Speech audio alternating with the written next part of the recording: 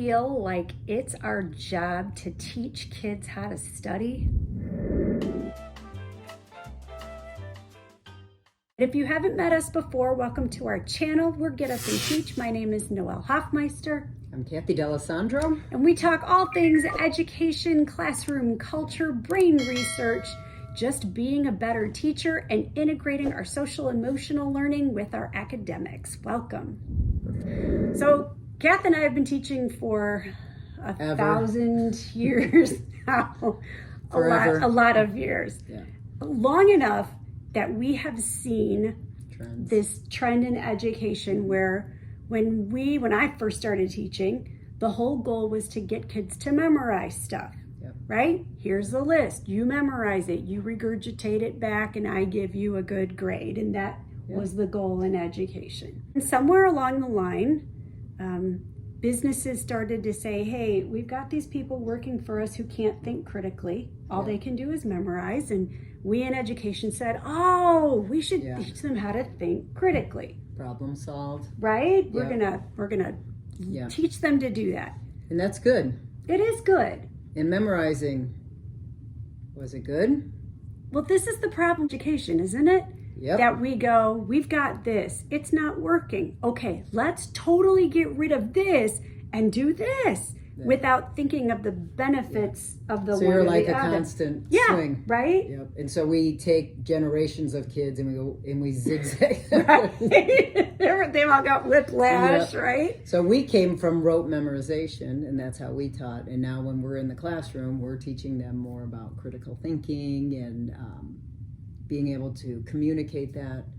But then what's the backlash? If our topic is it our job to teach kids how to study? It was how we learned, right? We learned with flashcards. We learned with pieces Repetition. of paper. And, say it again. Say it again. And so you did learn facts. So we were taught how to study in that mode. Yes. So now the question is, do we still have to teach that? And the answer, I think, is yes. Yeah.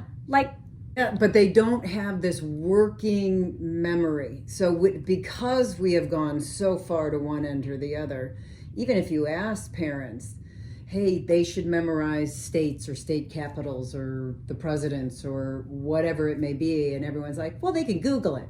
They can just Google it. Right. That's what we'll do. But then you have no working memory or no context, or you have to get to the Google, you have to Google the whatever it is to even start having a dialogue and thinking about it. So because we've taken away all memory or all memorization, have we done a disservice? Yes. Yes. Because I can't critically think about what I don't have in my head. No. Right? No. Just like I can't read unless I've memorized words. Yes, your red words. Your red words, your math facts. Or like it's the same premise. I have to have a foundational of something to think critically about it. All right, so then if we come to a conclusion that we both agree that if the topic of today is teaching them how to study, we're coming into high testing and stakes, finals, and it's part of that. Then you quite often hear learning styles embedded with that. So where does that come into play with this? Study skills, now learning styles. So I feel like lots of teachers give out a how do you learn inventory at the beginning of the year. And it's not a bad thing in and of itself. Self-awareness is a great thing. It's the great empowerment. Yeah. I think the problem is that we teach kids that they have one learning style and that's how they learn. And we don't tell them that that's not true. that Howard Gardner had a great idea, but really at the end of the day, Dr. Carolyn Leaf says that we have a predominant learning style. But we have to go through all the modalities, and it's the different order of those modalities that makes us different learners. Or the one that's predominant, but you have to experience it in many different ways, the visualizing, correct, the kinesthetic, and all those pieces, and repetition. Yes. So you have these two things that are embedded. Now, if you get a student, for example, who will say, well, I was a visual learner. So I'm going to read my notes. I'm just going to look at them. I'm going to look at them, and then I'm going to put them down. I studied. And I failed. Or I did poorly. Right. But they don't. But I did because I'm a visual learner. Is that what it means? Is that how, have you interacted with it only in one way? Have you rewritten it and drawn a picture? Well, now you're getting into a pictorial representation, which is, yes, it's visualizing, but you're doing something else with it. And so they have to get messier with it and understand that they need to hear it in multiple ways, even though there's one that they can pick something up easier. Right. And they need that repetition is so important. They can't do it once. Yeah. I feel like kids don't have a sense of, you know how your brain feels when you're memorizing something? Yeah. There's like a strain on your brain. Yeah, it's work. Right? And I feel like kids don't they're like, well, I looked at my notes. Yeah. Okay, but how did you know? Yeah. And they don't reflect. So I looked at my notes and I failed. Yeah. Okay, so how are you going to change that? What will you do differently next time to get a different result? Well, reflecting, that's a whole nother topic. That's a whole nother topic. So we won't even I don't even know that we had time for that, we won't right? talk about that now. But if we're talking about now, is it our job to teach kids how to study? Because our education system has changed so heavy into critical thinking, the lost art of memorizing still needs to be taught or challenged to students so they have some working knowledge, which leads to then, well, how do you do that? It's understanding the study skills is going to be synonymous with learning styles. How do you learn best? We all do have a predominant one, but we have multiple ways of taking information in. And I believe it was Dr. Carolyn Leaf that said you need to touch on that in all different ways. All the different modes. Even though one way your brain likes best. Right. I know this for myself in working with you, Kath. So Kath is much more logical than I am. And I'm much more creative. I'm all over the place. And eventually, Kathy laughs, eventually I will get to that logical point, but it's like my last bus stop.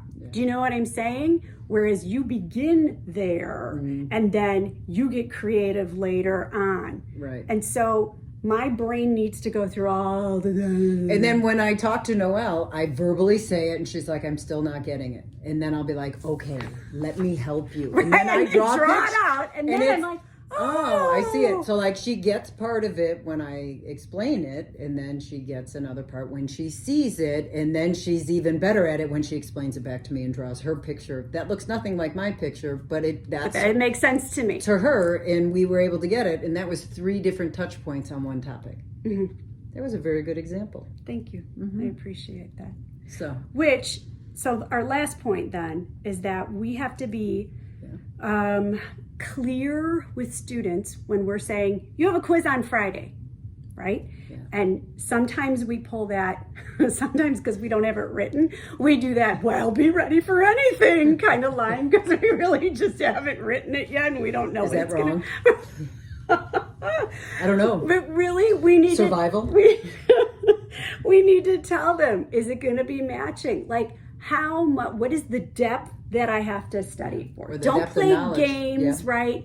We just have to be clear. Here's what it's going to be on. Be prepared to explain. Be prepared to match. Be prepared. Whatever you're going to look for, we have to give them that. It's just fair. Reflect on the grades that they get after they take their tests and say, well, how'd you prepare for this? How effective is it? It will tell me how you studied. How would you do it differently? And they have to literally write a sentence on that. So it makes them stop. Right. And which is what we don't do in class. Yeah, we just stop don't do it. Because we're like, gotta get to this. All right, everybody get your notebook. Yeah. So. And really, we need to make them reflect. Yeah. Because they're not going to reflect unless we give them time and it's purpose a maturity to do thing. it. So. If you like what you're hearing, subscribe. That's right. How's that? I'm getting really good. You really Check are. a box. Nicely done. Okay, thanks for thinking with us.